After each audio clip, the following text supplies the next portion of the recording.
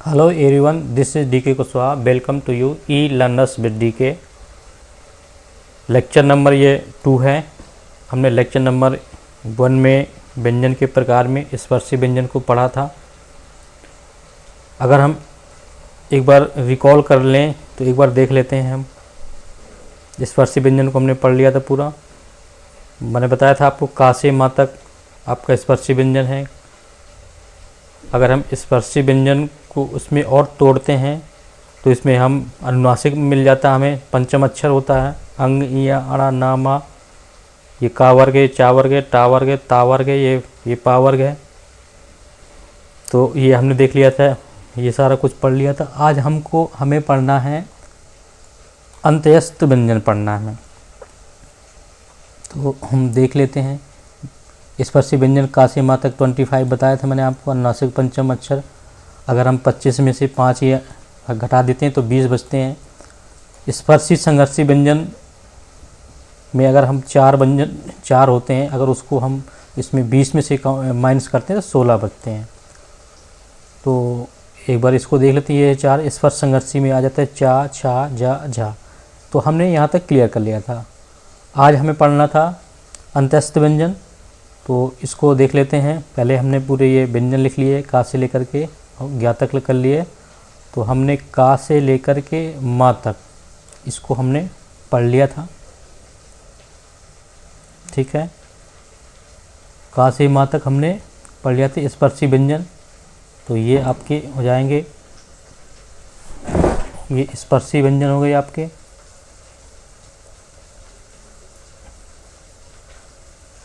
स्पर्शी व्यंजन आज हमको देखना है या से लेकर के और यहाँ तक इनको पढ़ना है। तो हम या, रा, ला, वा को देख लेते हैं। तो या, रा, ला अंत्यस्त व्यंजन या, रा, ला होता है, ठीक है। अगर हम इसकी परिभाषा देखें अंत्यस्त व्यंजन की, तो एक तो परिभाषा आती नहीं एग्जाम में, बट मैं बता दें। जिन व्यंजनों का उच्चारण स्वर एवं व्यंजनों के मध्य होता है उन्हें हम अंत्यस्त व्यंजन कहते हैं, ठीक है। देखो या, अगर इसको भी और हम डिफाइन करें, इनको तोड़ें, या, रा, ला, वा को इसमें भी डिफाइन करें हम, तो या कैसे बनेगा? ई, छोटा ई, छोटी ई और आ से मिलकर बनता है या बनता है, ठीक है। और अगर हम वा को तोड़ते हैं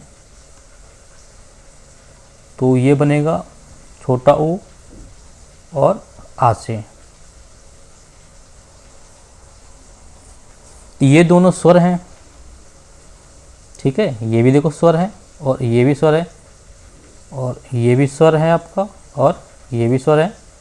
दोनों स्वर मिल रहे हैं इसलिए अर्ध स्वर है ये दोनों। तो हम इनको या और वा को हम अर्ध स्वर बोलते हैं। क्योंकि व्यंजन क्या है?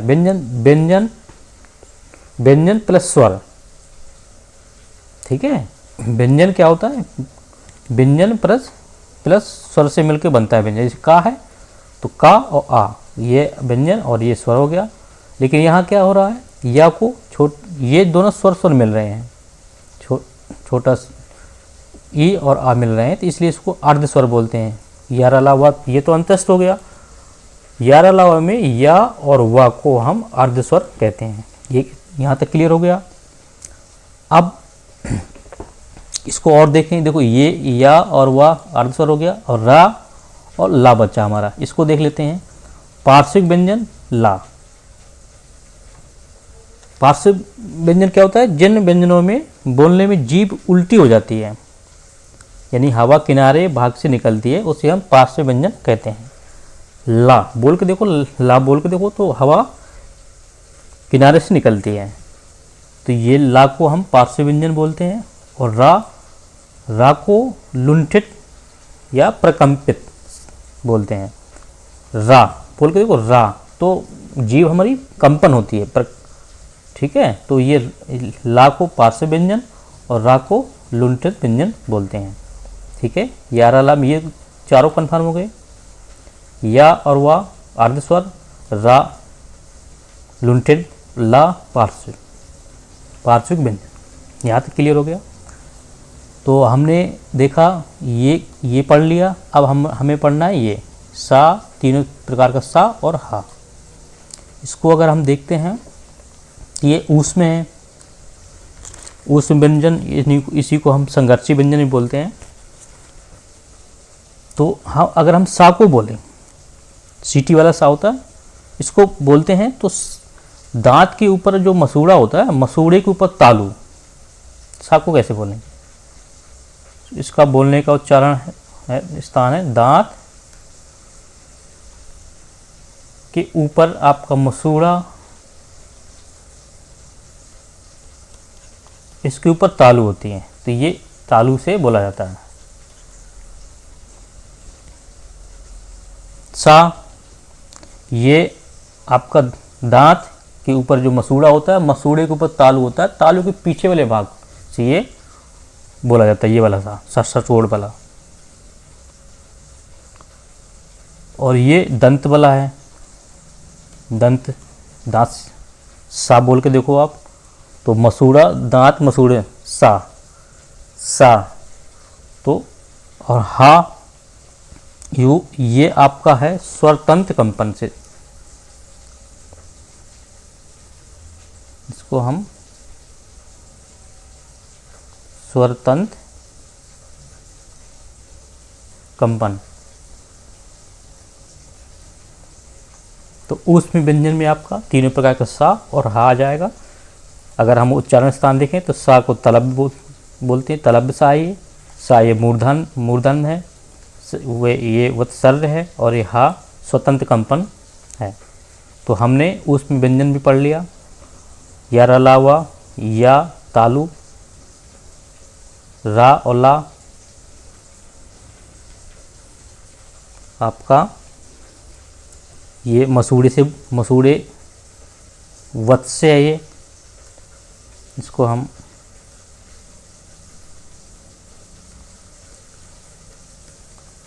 मसूड़े से बोलते हैं। वा, ये वा कैसा है, तो ये वा तो ये दांत प्लस ओंठ, वा, तो वा बोलते हैं ना, तो मुंह गोल बनता है ना वा, तो इसको हम दंतोष्ठ भी बोलते हैं, क्योंकि ये दांत प्लस ओंठ से बोला जाता है। इसके बाद हम देखते हैं छाछत्री, त्रा, ऋषि और ज्ञा, इसको हम बोलते हैं संयुक्त व्यंजन।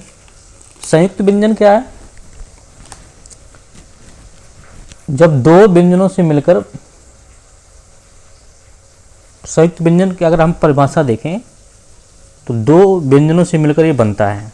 पहला आपका आधा होगा और दूसरा आपका पूरा होगा।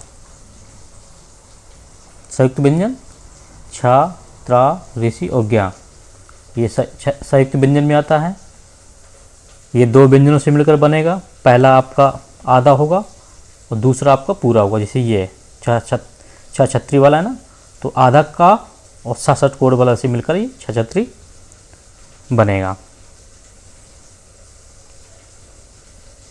ठीक है, अगर हम इसको देखते हैं त्रा को, तो ये कैसे बनेगा? ये आधा ता और पूरा रा। ऋषि को देखें तो ये बनेगा सा सलजम वाला और रा, ये पहला आधा होगा। ज्ञा को देखें, ज्ञानी को, तो जा आपका आधा रहेगा और इया आपका पूरा रहेगा। तो ये आपका संयुक्त व्यंजन हो गया। अब हमने क्या क्या पढ़ लिया, एक बार ऊपर देखते हैं। स्टार्टिंग में स्पर्शी भी हो गया आपका, ये भी अंत्यस्थ भी हो गया, स्पर्शी संघर्ष उसमें हो गया, संयुक्त हो गया। अब हमारा बचा उत्क्षिप्त व्यंजन, इसी को हम बोलते हैं द्विगुण। लास्ट हमारा है उत्क्षिप्त व्यंजन। ये उत्क्षिप्त व्यंजन में आपका डा और ढा आता है। ठीक है, क्योंकि ये सबसे प्राचीनतम भाषा संस्कृत है, तो संस्कृत से आया हुआ है ये। जब हम इसको हिंदी में यूज़ करते हैं तो ये अंग जिसे ये होता है ना, इसके नीचे बिंदी लग जाती है, क्योंकि ये संस्कृत से आया है। संस्कृत से हमने जब हिंदी में इसको कन्वर्ट किया है तो इसके नीचे हम अंग लिखेंगे, ड बिंदी लगाएंगे, जैसे ये है ना सड़क। तो ये क्योंकि सड़क तो हम ऐसे लिखेंगे क्योंकि ये संस्कृत का है, इसी से हम इसको कन्वर्ट किया है। जिनको उच्चारण का शुरुआत में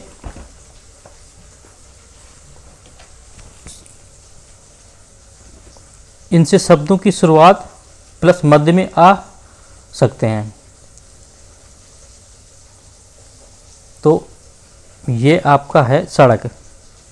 संस्कृत से ये सीधा लिया हुआ है, ये संस्कृत से सीधा आ गया, इसमें बिंदी नहीं है। और शुद्ध अगर देखा जाए ये तो गलत है, सड़क तो हम ऐसे लिखते हैं क्योंकि ये हिंदी में आते हैं। तो क्योंकि हिंदी में संस्कृत का बिगड़ा हुआ रूप तद्भव है, तो ये आपका है तत्भव है। ये तत्सम है क्योंकि ये सीधे सीधे संस्कृत का शब्द है, तत्सम है ये। पढ़ाई ये गलत है, तत्सम है। अब हिंदी में यूज करेंगे हम तो इसको हम इस तरह से यूज करते हैं पढ़ाई, ये तद्भव है, तत्भव है। ये हिंदी में आते हैं, ये संस्कृत से सीधे सीधे हिंदी में आते हैं, तो ये तद्भव जो है संस्कृत से सीधे सीधे हिंदी में आते हैं। संस्कृत का बिगड़ा हुआ रूप जो होता है वो तद्भव होता है। जो संस्कृत का बिगड़ा हुआ रूप है जो हिंदी में आता है वो तद्भव होता है, और सीधे संस्कृत का होता है वो तत्सम होता है। तो हमने ये देख लिया, का वर्ग में का कंठ से होता है, चा तालु से होता है, टा मूर्धन से होता है, ता वर्ग दंत से होता है, पा वोष्ठ से होता है। तो आई थिंक ये सब यहाँ तक पूरा हमने ये व्यंजन को पढ़ लिया हमने। देखते हैं हम एक बार इसको। स्पर्शी हो गया, अंत्यस्थ हो गया, उत्क्षिप्त व्यंजन हो गया, और आपका स्पर्श संघर्षी व्यंजन हो गया, चा छा जा झा, तो ये 4 होते हैं। ऊष्म व्यंजन मैंने बताया आपको, संयुक्त व्यंजन ये भी पढ़ लिया आपने। तो आई थिंक यहाँ तक क्लियर हो गया। अब हम नेक्स्ट क्लास में देखेंगे अघोष, सघोष, अल्पप्राण, महाप्राण। तो यदि मेरा प्रयास अच्छा लगा हो या कुछ नया सीखने को मिला हो तो प्लीज़ सब्सक्राइब लाइक और शेयर करिए, मेरा हौसला अफजाई करें।